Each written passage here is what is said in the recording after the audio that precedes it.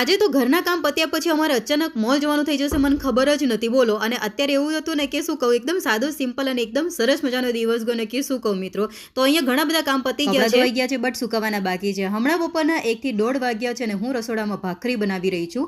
સાથે દાળ ફ્રાય અને રાઈસ તૈયાર થઈ ગયા છે. આજે શાકમાં કશું ને એટલે દાળ ફ્રાય કરી છે અને ભાખરી આરે ચોડીને ખાવા માટે, અને સાથે રાઈસ પણ કર્યા છે. એવામાં કપિલ ઓફિસથી આવ્યા હાફ ડે કરીને, એટલે ઘરે આવ્યા પછી સાથે જ અમે જમવા બેસી ગયા અને જમ્યા પછી મેં વાસણ પતાવ્યા. ત્યારબાદ હું કપડાં જુઓ અહીંયા ગાર્ડન એરિયામાં છે, કપડાં સુકાવવા આવી છું.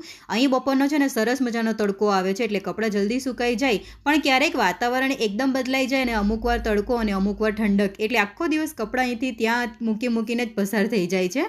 પછી કપડાં સુકાવ્યા બાદ છે ને સરસ મજાની શાંત પડી, ચા પી લીધી, બટ વિડીયો લેવાનો જ નહીં. અને પછી કપિલે મને કહ્યું કે ચાલો આજે થોડું બહાર ફરી આવીએ, ઘરે જ છે તો. આમ અચાનક પ્લાન બની જતું હોય ને ત્યારે વિડીયો લેવાતો જ ન હોય. અને ખરેખર મિત્રો આપણે કોઈ પ્લાનિંગ કરીને ના ચાલતા હોઈએ કે વિડીયો બનાવવાનો છે, એટલે બટ ફટાફટ અમે તૈયાર થઈ ગયા અને પછી ગાડી આવવાની હતી એટલે પછી અમે ગાડીમાં બેઠા અને નીકળી ગયા મોલ જવા માટે, જ્યાં કપિલે કીધું કે થોડો બાળક સાથે આપણે ટાઈમ સ્પેન્ડ કરીશું, બાળકો પણ રમી લેશે. નાનકડો મોલ છે, સરસ મજાનો છે, નજીક અરુષામાં જ છે, એટલે બાળકો સારું એન્જોય કરે. કારણ કે 5 થી 6 દિવસ બાળકો ઘરે ને ઘરે કંટાળી જાય અને પપ્પા નોકરીઓ હોય એટલે ક્યાંક જવાનું આવવાનું હોય નહીં, એટલે પછી અચાનક જ વિચાર્યું કે આપણે બાળકો માટે થોડોક ટાઈમ કાઢીએ અને આપણે જઈએ. બટ અમે મોલ પહોંચ્યા ને ત્યાં તો પછી 8, 8:30 જેવા થયા હતા, એટલે મોલ બંધ થઈ જવાનો હતો અમને ખબર જ નથી. અને અહીંયા રસ્તા જો સરસ મજાના છે અને રાત્રે મોડે સુધી લગભગ 10, 10:30 કે 11 વાગ્યા સુધી અવર જવર ચાલુ જ હોય છે.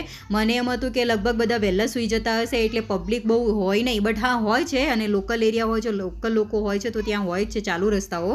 અને શાકભાજી પણ મોડે સુધી મળે જ છે, ઘણી જગ્યાએ મળે છે, બાકી અમુક જગ્યાએ બંધ થઈ જાય. અને મોલમાં અમે પહોંચ્યા ને ત્યારે પછી અમને ખબર પડી કે જે ગેમ ઝોન હતું ને મોલનું એ તો પછી બંધ થઈ ગયું હતું.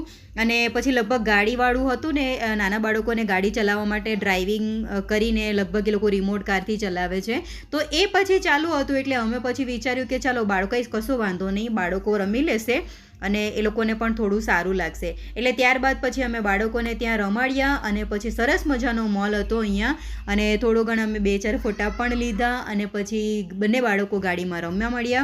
અને જોઈને પછી એમ લાગ્યું કે વ્યાનાને છે ને રિમોટવાળી જ ગાડી આપશે, બટ એમને થોડું છે ને વ્યાનાને શીખવી દીધું કે લેફ્ટ અને રાઈટ કઈ જગ્યાએ કેવી રીતે આપણે ચલાવવાનું, સ્ટોપ કઈ જગ્યાએ કરવાનું. તો વ્યાનાને ઘણું બધું સારું આવડી ગયું અને સાથે સાથે અમે પણ ચાલતા હતા અને વ્યાનાને છે ને ઘણું બધું સરસ આવડી ગયું ને, એટલે વ્યાના જાતે જ ચલાવતા શીખ, મતલબ ડ્રાઇવિંગ જાતે જ કરતી થઈ ગઈ અને ઘણું બધું એને પણ બહુ ગમ્યું. અને સાથે સાથે યુવાંશે પણ બહુ એન્જોય કર્યું. અને આ જુઓ સરસ મજાનો મોલ છે, બાળકોને રમવા માટે બહુ સારી જગ્યા હતી.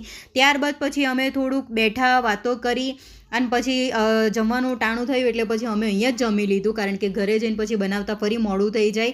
એટલે પછી વિચાર્યું કે આપણે અહીંયા જ કંઈક ને કંઈક ખાઈને જઈએ. બટ મને છે ને બહુ ખાસ ગમતું નહીં, ઘણી જગ્યાએ નોન વેજીટેરિયન હોટલ હોય છે, બટ અહીંયા કપિલે કીધું કે અહીંયા એવું બધું નથી, આપણે સાદું પણ ખાઈ શકીએ. એટલે અમે પછી ઓર્ડર કરી પનીર ચીલી અને ફ્રાઈડ રાઈસ, જે સરસ મજાના આવ્યા અને અમે પણ જમ્યા. તો આજનો દિવસ અમારો મિત્રો આવી રીતે ગયો, સાદો, સિમ્પલ અને એકદમ નોર્મલ ડે. હાલ અરુષાના આવા વ્લોગ તમને જોવાના ગમતા હોય અને ડેલી વ્લોગ મીન્સ રિયલ લાઈફના તમને વ્લોગ જોવા ગમતા હોય તો લાઈક કરજો ચેનલને, સાથે સબસ્ક્રાઇબ કરવા વગર ના જતા. આવજો, આપણે મળીશું આવતીકાલે નવા વ્લોગ સાથે. જય શ્રી કૃષ્ણ.